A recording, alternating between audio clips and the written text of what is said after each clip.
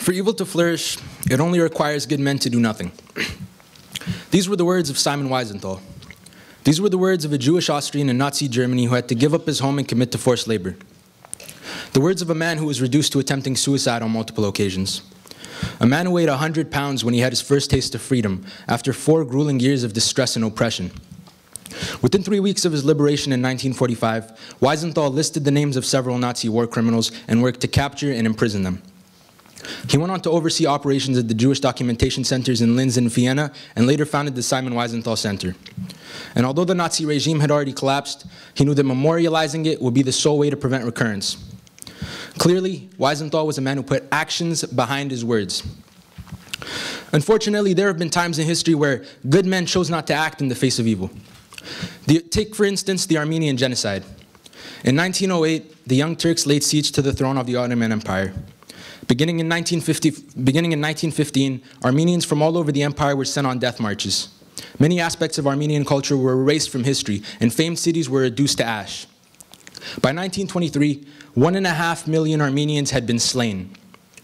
Now, evil flourished in this case, which, according to Simon Wiesenthal, means that good men did nothing. Well, at the onset of the genocide, the Allied powers of the First World War warned the Young Turks that they would be held criminally responsible for their actions. Western media and national diplomats voiced their opposition to the killings. And while their efforts may have been noble, they simply weren't enough. The genocide was condemned internationally, but mere words were the extent to which it was opposed. There was no global intervention, no forceful opposition to the Turks, no attempts to salvage what remained of the Armenian population and their heritage. Good men tried to do something through their words, but their lack of action nullified everything they said. But there have been times in history where good men saw something they didn't agree with and worked tirelessly to resolve the issues. Think about the life of Nelson Mandela. Born in South Africa, he grew up in an environment where white supremacy and racial segregation permeated in most aspects of everyday life. At 16, he heard a tribal chief lament about how young South Africans were slaves in their own land, destined to work for and obey the white men who held ultimate power. Mandela went on to join the African National Congress, and after close to 20 years of civil disobedience, he was brought to trial for political offenses and sentenced to life imprisonment.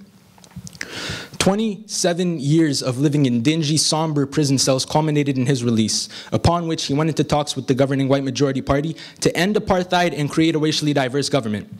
And in the next parliamentary election, Mandela was voted the first black South African president. Now, this storybook ending wasn't the result of inactivity, but rather that of action and resolve. It took one good man flanked by a contingent of good men and women to conquer evil. It's become a recurring theme in history for some form of immorality to gain traction only to either prevail or to be struck down. The stories of the most defiant men and women in history, those who dedicated their lives to improving the world, need to be taught in schools, and especially to the younger years.